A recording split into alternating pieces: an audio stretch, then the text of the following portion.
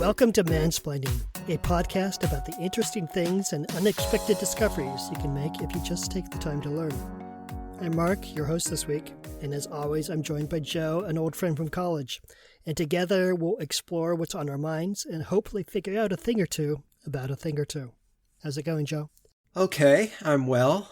Things are looking more and more normal in New York City. I guess that's my headline for this episode. People are walking around unmasked, and normality is quickly becoming ubiquous again. Yeah, normality is becoming the new normal. Yeah. Right. The new norm. Yeah. Same here in Seattle. I'm going through the difficult period of walking without a mask in public, unashamed, and not feeling like I need to explain myself to the people who see me. Right. And I went into the office for the first time yesterday and sat at a desk that was next to an unmasked person. So yeah, it's swinging back around to the way it used to be. Yeah. You know, and I was just thinking how weird it would be if we're lucky enough that these episodes survive into the future and, you know, somebody listens to them 50 years from now to hear us talking about masking and unmasking. They'd probably wonder, what the hell was that about? You know, be like a historical curio that we're talking about this Right. Unprecedented era where we had to all mask up for a year and a half. So we're imagining some post-apocalyptic scenario in which the only part of the 21st century that has survived is our podcast. Yes, of and course. And imagine that you and I, Joe, are the two most significant figures in North American history and culture, which we are. Yes. And, you know, it's just unfortunate that we got that recognition after the bombs fell rather than before. Right. But I guess that's for another episode. True. Yeah, the self-aggrandizement episode. Okay, so let's jump into it. So this question was posed to me in my brain when I read that the Biden administration had earmarked nearly $7 billion for an organization modeled on DARPA that would look into health topics, and that they were essentially declaring war on cancer as one of the immediate objectives. And I remembered that 50 years before, Richard Nixon had also declared war on cancer, and it just seemed like a very unfortunate 50-year anniversary that we're coming back around to declaring war on cancer. So my question to you, Joe, was, why is cancer so hard to cure? Yeah, so thank you again for a great question. I learned a lot in researching this. I want to start, though, with drawing some connections between this topic and a prior topic, in fact, the last topic I researched for Mansplaining on autonomous drone technology, because what they have in common is an Advanced Research Projects Agency, or ARPA, which is central to both of these questions. You probably recall the acronym I used in the last episode, DARPA, which stands for the Defense Advanced Research Projects Agency, which was established in 1958 under President Eisenhower and was prompted by the Soviet Union's launch of Sputnik and the feeling in the USA that we were losing the space race. Since it was created, DARPA has been amazingly effective. I just want to give you a partial list of its accomplishments. DARPA helped create the internet. Sorry, Al Gore, but it was DARPA. Plus also voice recognition, artificial intelligence, night vision, stealth technology, ultrasound scanners, robotic prostheses, autonomous vehicles, and GPS navigation. Yeah. Not bad, huh? No. In fact, I remember about 20 years ago being just astonished at DARPA's challenge for autonomous vehicles and seeing these robot cars navigating through the desert and thinking that DARPA had unlocked the future. It was truly science fiction stuff at the time. Right. So DARPA was the first of these advanced research agencies, which also include BARDA, the Biomedical Advanced Research and Development Authority that provided the seed money for the Moderna vaccine, and ARPA-E, created in 2007 to explore energy innovations like new fuel types and battery technologies. In his funding proposal that you just referenced in your question, President Biden referred to the new agency he wants to create as ARPA-H, the H standing for health. But in my research, I learned that the folks who first envisioned this agency put the H up front and called it HARPA. Yeah, which is a lot more catchy than ARPA-H. Yeah, and I have an even catchier suggestion, just between you and me, Mark. I prefer they call it harpy, because that's one of the many English words used to describe a shrewish woman. So here's my thinking. When the agency inevitably fails and reporters ask Biden why he hasn't delivered on his promise to cure cancer, he can reply, "I'd love to cure cancer, but that harpy won't let me." I was thinking you were going to go with Harpo because of your love of the Marx Brothers. But did you know the history of harpies? Just a quick mythological digression on that. No, tell me. The harpies were creatures that Jason and the Argonauts had to deal with on their quest. And they were birds with the heads of women that if you laid out a banquet and were trying to eat dinner, they would sweep down and I think the source is befoul them. So basically they shit all over your food. So, Oh, God. So, yeah. All right, so maybe we don't want this agency called Harpy after all, on second thought. Yeah. Okay, back to the world of seriousness. As you also mentioned in your question, President Richard Nixon initiated this fight against cancer in his State of the Union address 50 years ago on January 22nd, 1971, when he asked Congress for $100 million, quote, to launch an intensive campaign to find a cure for cancer. He also stated that, quote, the time has come in America when the same kind of concentrated effort that split the atom and took man to the moon should be turned toward conquering this dread disease. Let us make a total national commitment to achieve this goal, end quote.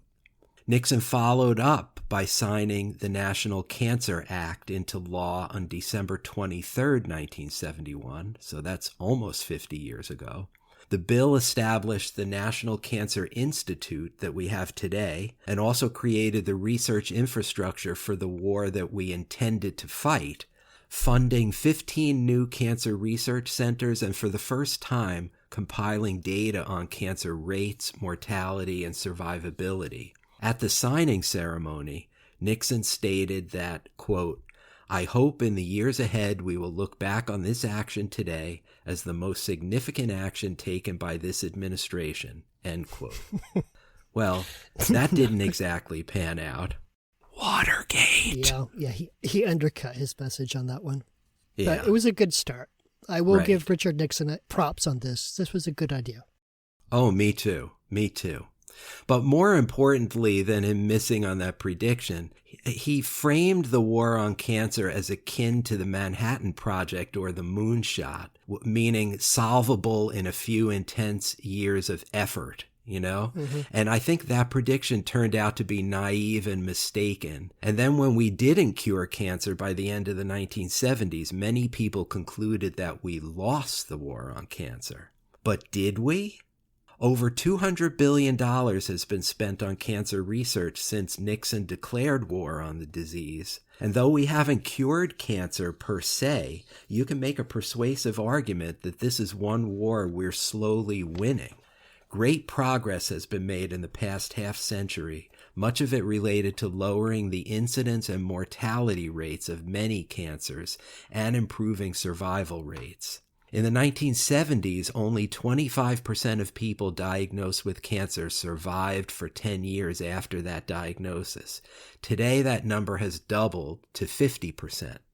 For children, it's 75%.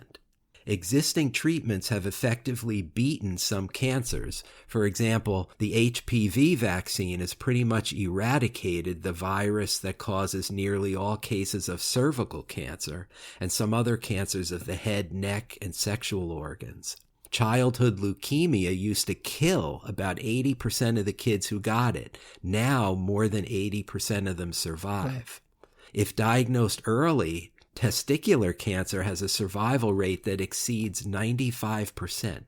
And speaking of early diagnosis, we now have widely available screenings for breast, prostate, colorectal, lung, and skin cancers, all of which have equally high survival rates if caught early. And that's just in the last 50 years. That's why I mentioned this. Now, before I turn to your central question of why cancer is so hard to cure, I want to give you a brief history of the disease, and then I want us to look at some not so encouraging statistics to better understand what we're up against.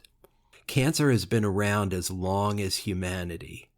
The first documented cases of cancer come from ancient Egypt circa 1600 BC. 8 cases of breast tumors were recorded on papyrus. They were treated essentially by cauterization, burning away the cancerous tissue using an instrument called the fire drill, which operated like a branding iron. Ugh. Yeah, I know, that's pretty grisly. The ancient Greeks developed ways to surgically remove tumors on the surface of the skin, and there's written evidence that they were able to tell the difference between benign and malignant tumors. The term cancer was coined many years later, around 400 BC, by the father of medicine himself, Hippocrates. He called the cut surface of solid tumors carcinos and referred to tumors themselves as carcinos and carcinoma. These words were Greek terms used to describe a crab, which is what Hippocrates thought a tumor resembled. They were later translated into the Latin term for crab, which any astrology buff would know is cancer. Though since there was no soft C sound in Greek, that probably would have been pronounced carcinos and carcinoma. But since we've got both hard and soft C's in the transcription, the pronunciation's shifted. Just a little side note from a guy who studied Greek in grad school. Yes, and God knows you got to use your chances to flaunt that whenever you can. Extracting value from the very expensive education I paid for, yes. Yes. So for all their acumen in naming and distinguishing between cancers, the ancients were nowhere when it came to deciphering the causes of cancer. Egyptians believed it was caused by the gods. What else, right? Sure. While Hippocrates attributed to an excess of black bile. His belief was actually prevalent for the next nearly 2,000 years. It wasn't until the discovery of the lymphatic system in the 17th century AD that black bile gave way to more modern theories. And it wasn't until the late 19th century that doctors discovered that cells derive from other cells and that cancer was caused by malignant cells. It took the medical establishment till the 20th century to develop all the ways we diagnose and treat cancer today. Okay, Mark, it's quiz time. Can you name me the 5 leading causes of death in the United States in 2019? Now, so this is pre-COVID. I have the CDC's list of the top 10 in front of me, so why don't you take a crack at the top 5 leading causes of death in the U.S. Okay. So heart disease is on there, right? Absolutely. That's number 1. I believe cancer is number 2, or at least it becomes number 2 at a certain point in life. You are correct. Okay. Cancer is number 2. Number 3, I'm going to say car accidents.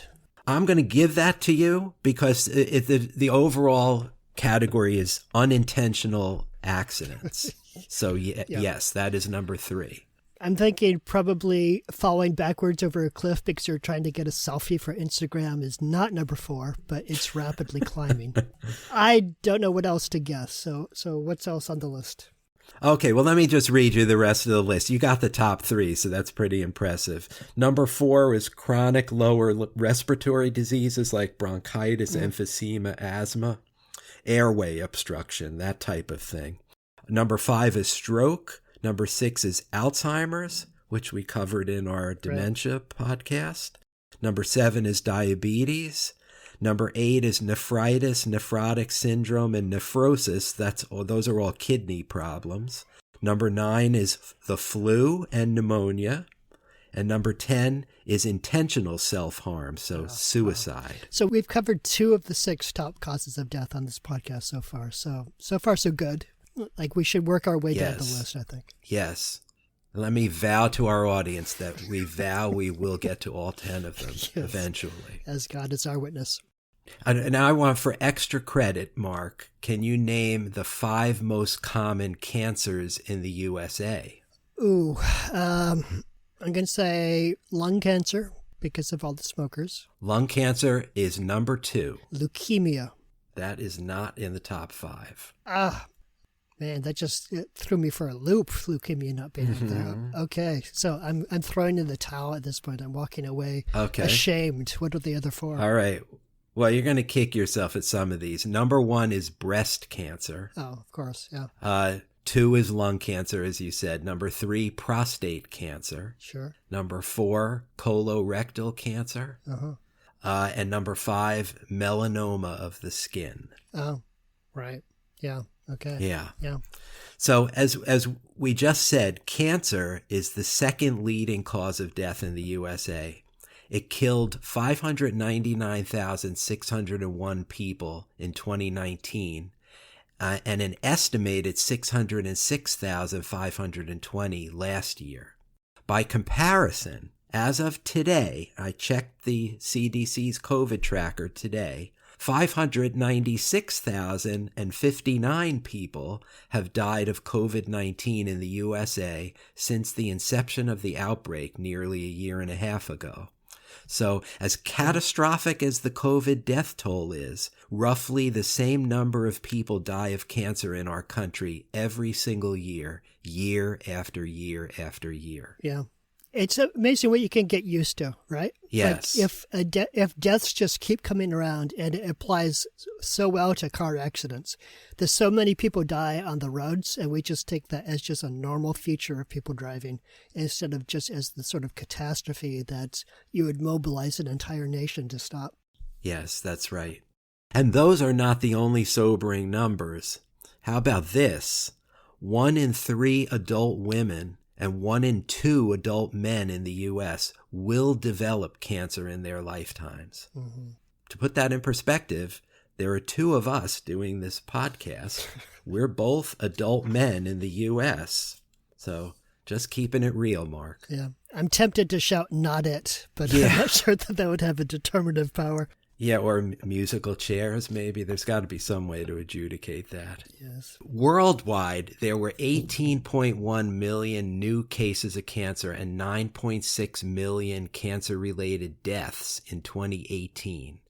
By 2040, the number of new cases per year is expected to rise to 29.5 million, with deaths rising to 16.4 million annually. And I hasten to add that that's not because we're failing to curb cancer, but it's because the world's population is aging, and also because of lifestyle changes, like the steep increase in people eating red meat in the developing world that you and I discussed in our episode about the future of meat. Mm-hmm. We pay the price for these adverse trends in more ways than one. In 2010, the most recent year for which I could find numbers, the worldwide financial costs of cancer were estimated at $1.16 trillion annually, a number that has almost certainly risen since then. So given that staggering toll in lives and dollars, it's understandable for folks to wonder why we haven't already accomplished the goal that Richard Nixon set out for us 50 years ago. I'm going to give you the layman's explanation for why we don't have a cure for cancer. And this feels a little like that old show, Name That Tune. I can name that tune in 5 notes. Well, I can tell you why we don't have a cure for cancer in 5 words, Mark. You ready for this? Yes, I am. Here it goes. It's not one single disease. That's the answer. We tend to think of cancer as one disease because we have one word for it, but it's an umbrella term for more than 200 diseases that have a few things in common but are more unlike each other than they are similar. Each cancer is caused by a different set of genetic mutations, which sometimes number in the thousands. Each tumor has a unique set of mutations, making one person's cancer different from that of any other person. This is true even for identical twins who have the exact same DNA, but for whom different environmental factors could switch certain genes on and off. The thing that all cancers have in common, so cancer's calling card, if you will, is abnormal and uncontrolled cell division with the potential to spread or metastasize to other parts of the body. The genetic mutations that cause uncontrolled cell division can be triggered by environmental stimuli like tobacco smoke, or by your age, your family history, or any of a host of other genetic or environmental factors. A single genetic mutation isn't usually enough to cause cancer. It often takes a handful of mutations before cells turn truly cancerous. But once they do, the mass of cancerous cells, also known as the malignant tumor, grows out of control and then invades other healthy tissue in the body. That's the scourge of cancer. As the tumor grows larger, new and different mutations tend to occur, which often make the cancer even more malignant and deadly. In the case of blood cancers like leukemia, malignant cells don't form tumors, but instead crowd out normal cells in both the bloodstream and the bone marrow. Cancer develops in its own way and can originate in any type of tissue. Drugs that work for one person's cancer may not work for another's. Cancer cells within a single tumor can have different mutations so that a particular chemotherapy can kill some cells but not others. Cancer is also a very adaptable disease. It changes and spreads to other parts of the body in order to survive. Cancer cells are really, really good at staying alive and growing. Once established in a person's body, they react differently depending on the particulars of their human hosts, including our microbiome, that's the bacteria in the environment surrounding the tumor, wherever it is in our body, the food we eat, where we live, our level of stress, our ethnicity, and many other factors. And if that's not complicated enough, recent research has led to the categorization of different levels of cancer. For example, there are two main types of lung cancer, each with its own subtypes, each originating in different parts of the lung, with differing growth speeds, and which don't respond to the same treatments.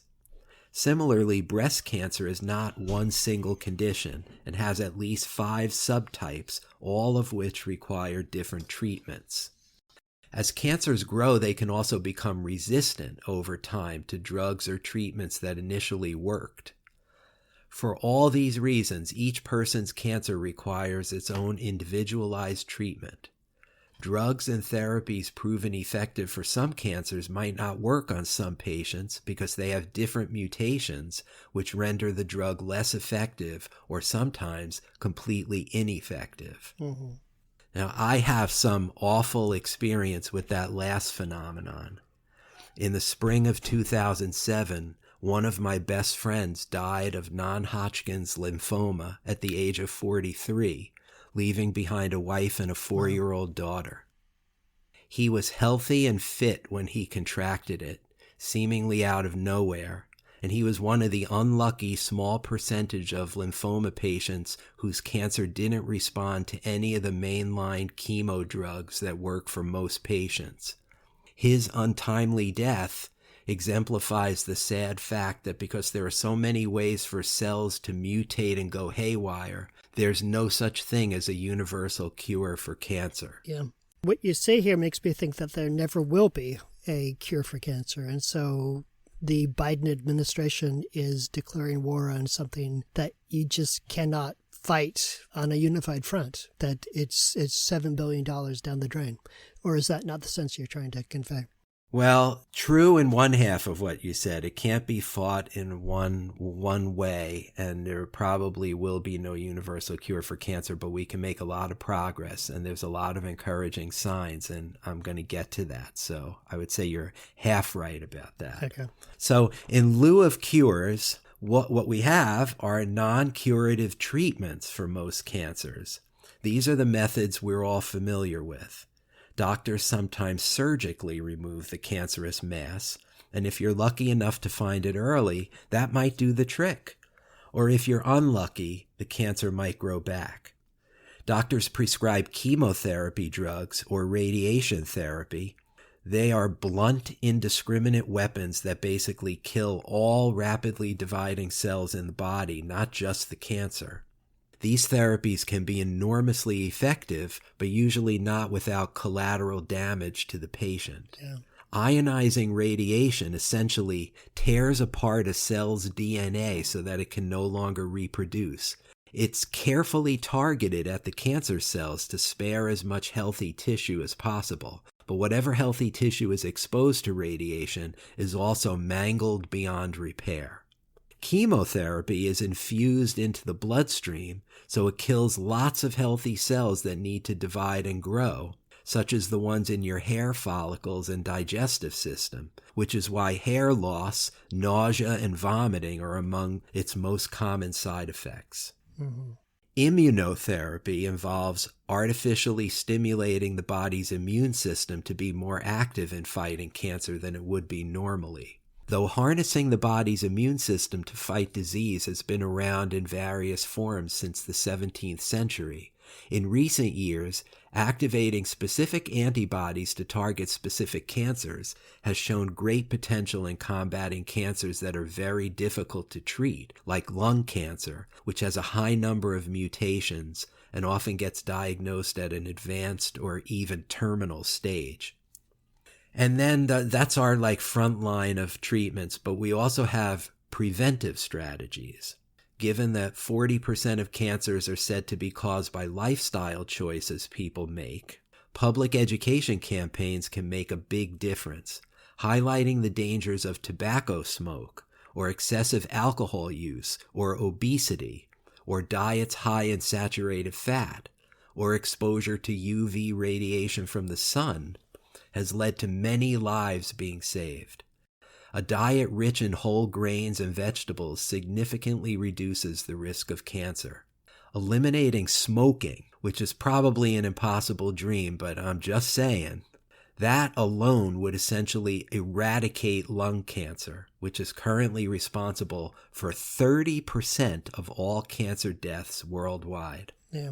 Smoking is kind of being eradicated in the first world, but it's growing rapidly in the third world, partly because tobacco companies are shifting their advertising to the third world.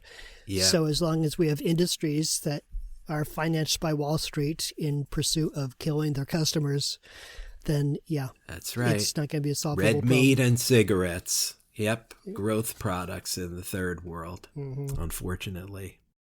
In recent years, there have been more and more cancer drugs brought to the market. In just the 1-year period between August 1st, 2018 and July 31st, 2019, the FDA approved 17 new therapeutic anti-cancer treatments, while also approving the use of 10 existing therapeutics to treat additional types of cancer. Someday soon, we might be able to run simple blood tests to detect tumor DNA in our blood before the patient knows she has a tumor. We can also expect new non-curative drugs and therapies to continue moving the needle on survival rates. Just as we doubled the adult survival rate from 25% to 50% since the 1970s, maybe we can get that number to 75% in the next 20 years. There are also promising new scientific leads being worked on right now. Recent advances in genome sequencing allow oncologists to sequence the DNA of their patients' cancer cells to determine how and where they mutate, which gives them insight into which drugs will be effective against the cancer. There's also preemptive genetic testing to identify inherited mutations that increase a person's risk of developing certain inherited cancers.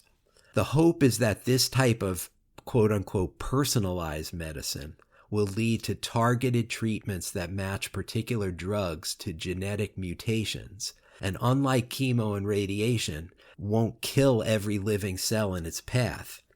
Tests by the two main organizations in this field have thus far failed to reach consensus on which drugs to throw at which cancers, or the proper dosage for those drugs, so we're still a ways away from a breakthrough in this area. Mm-hmm.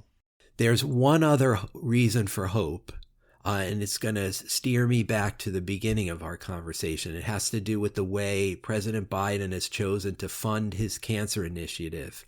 And that brings me back to HARPA. In the time we have left, I want to sketch out what HARPA is and what it means for the way the U.S. fights cancer and other diseases going forward. I think it's an exciting proposal that Americans should know more about. The idea for HARPA predates Joe Biden and is credited to Bob Wright, the former president, CEO, and chairman of NBC, whose wife Suzanne Wright died from pancreatic cancer in July 2016. Wright, like so many family members of cancer victims, was stunned to learn how little progress we've made on the disease that killed his wife. Unlike so many families, though, he had the clout and the means to found the Suzanne Wright Foundation in his wife's honor, and it's responsible for developing the proposal to create HARPA. HARPA's website announces that, quote, there are more than 9,000 known diseases, yet we have treatments for only 500 of them, end quote. According to the Centers for Disease Control, 2 out of 5 Americans have a disease with no cure. Though it was first envisioned in 2017, HARPA languished during the Trump administration because it required the president to issue an executive order directing the HHS secretary to develop a blueprint for the agency. Trump paid lip service to the idea but never followed through. Yeah, he was busy harassing immigrants. Yeah, or getting Mexico to pay for the border wall, right? Mm-hmm. Thankfully, HARPA's backers have found an ally in President Biden, who in his April 28th joint address to Congress pledged to end cancer as we know it by investing in HARPA. As you mentioned in your question, the president formally proposed budgeting $6.5 billion for the agency in the upcoming fiscal year. Congress, which would authorize the agency and controls the appropriation purse strings, is currently reviewing Biden's proposal. It takes way too long for new treatments and cures to get from the laboratory to the patients. That's the fundamental problem here. HARPA's mission is to develop those capabilities as quickly and efficiently as possible to help the millions of people who are not benefiting from the status quo. The poster child for the status quo in cancer research is the pancreatic cancer that killed Suzanne Wright. 71% of people diagnosed with pancreatic cancer die within 1 year of diagnosis. Wow. About 90% die within 5 years. Yeah, I believe Steve Jobs died from pancreatic cancer, if I'm not forgetting. That's correct, yes. That's the highest mortality rate of all cancers, and it has remained essentially the same for the last 40 years. There's still no screening test or early detection blood tests for pancreatic cancer, nor are there any curative treatments. But here's the kicker. The private sector chooses not to invest in a cure for pancreatic cancer because it doesn't affect enough people to be profitable for them. Right. An estimated 57,600 people were diagnosed in the U.S. with pancreatic cancer in 2020. That's not enough for Big Pharma to get involved. Right. So that should give you an inkling about the flaws in the existing system, which HARPA is designed to address. The federal government, via the National Institutes of Health, or NIH, spends billions of dollars every year funding what's known as basic research by issuing grants mostly to big research universities, which crank out important work that could lead to treatments for diseases like pancreatic cancer. At the same time, the private sector funds what's known as applied research into specific drugs and treatments if it thinks there's a profit to be made. The big problem is that lots of basic medical research doesn't get developed into useful treatments because private pharmaceutical companies deem it too risky to invest in from an economic perspective. To make matters worse, the fierce competition for limited grants and venture capital has the effect of suppressing the risk-taking, cooperation, and innovative thinking required to make fundamental discoveries, which ends up favoring low-risk research into small-bore advancements over high-risk, high-reward research. If the private sector thinks it will take too long to develop, or it won't be profitable enough, or it might not come to fruition, it usually won't proceed with such ventures. That's why we have so few treatment options for rare diseases.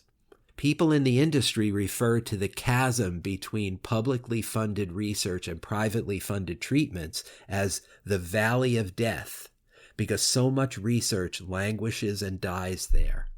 Of course, the people suffering from these diseases, like Suzanne Wright, also languish and die. That's a market failure that can only be corrected by government intervention. HARPA was created to be the bridge over that valley of death. Right. HARP is meant not to replace basic research, but to supplement it. It wants to change the way we fund research so that it focuses not on safe bets, but on getting the biggest bang for our bucks.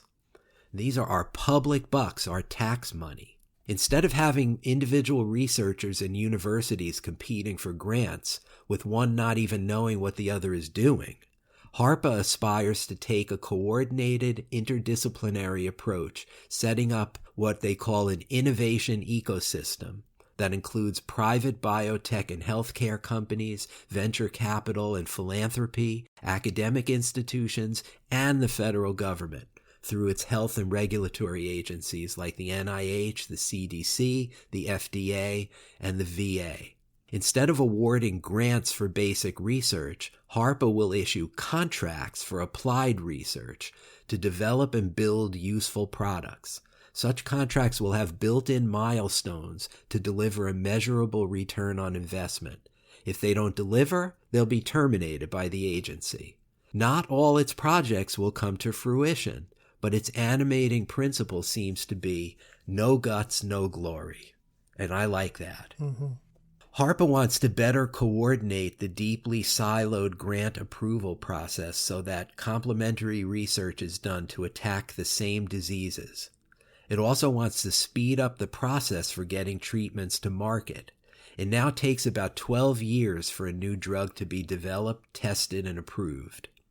We heard a lot about that during the vaccine development this past year. Yeah.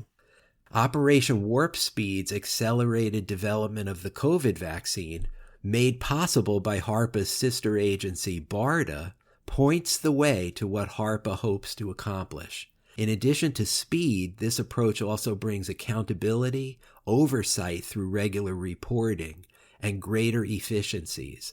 That should lead to cost savings compared to the status quo. If it's successfully implemented, HARPA could save Americans tens or even hundreds of billions of dollars annually. It's a big change from the way we currently develop treatments, but it's based on tried and true methods from the real world. So when you hire somebody to renovate your kitchen, you specify exactly what work needs to be done, you set a deadline for when it will be completed, and you agree on a price with your contractor. What if we developed cancer drugs the same way? Yeah. So HARPA is contracting with, are they contracting with universities or with pharmaceutical companies to develop the treatments? Probably mostly the latter, because the big money is going to be with the pharmaceutical companies and their venture capital funders. But it doesn't preclude universities being involved, especially since they're doing the basic research that could unlock some cures to cancer. Right. And so would the pharmaceutical companies then own the IP for anything that they developed so that they would then be able to continue to market that as a cancer cure, or would that revert to the government? Yeah, that's an excellent question that I don't know the answer to. And I did a lot of reading about HARPA, and I didn't encounter that issue at all. And I suspect that's because HARPA didn't really exist until Biden's speech a couple of months ago. Right. And it still doesn't exist until Congress funds it. So I think that bridge will be crossed at the time of funding. And if the government is smart, they will try to get some kind of IP claim into whatever is developed. Yeah. Because I'm sitting here and trying to think, this seems like such a win-win for everybody. Like, why would there be opposition in Congress to such an idea? And I can think of two possibilities. The first is that if hardcore, free market conservatives think that this is a unwarranted interference of the government in the market, and we should just let the market decide. That would be one rationale, which I would find totally objectionable. I could see someone arguing. Right. And the second is that if the pharmaceutical companies' very well-funded lobbyists are working the halls of Congress and saying that the law would need to be set up so that all IP that goes to the pharmaceutical, and then that they would essentially own. And if the government isn't willing to make that, then the lobbyists would oppose the effort. And if they do go with it, then the pharmaceutical companies would own a monopoly for a certain period of time on that drug and could presumably charge what they want, though you would hope that lawmakers would put some restrictions on that. Right. I think you raised two really valid substantive points, but I have a much more mundane fear about how HARPA could get derailed before it starts, and that is the knee-jerk opposition of the Republicans to anything that Biden proposes. I think it might be something as stupid and reactionary as that sidetracks HARPA before it can do any good. It's a valid concern because the organizing principle of the McConnell Senate during Obama's 2 terms was that anything that came out of the Obama White House was to be opposed. Right. And so, it could be that it's just dead in the water because it's Biden's idea. Ironically, because it could have been Trump's idea if he had simply signed a single piece of paper. This could have been Donald Trump legislation, Sure. But they missed that opportunity. Yep. So in its promotional materials, HARPA aspires to develop MRI technology that can detect pancreatic cancer at the cellular level, long before it gets to the terminal stage 4, when most of its victims first learn they have it.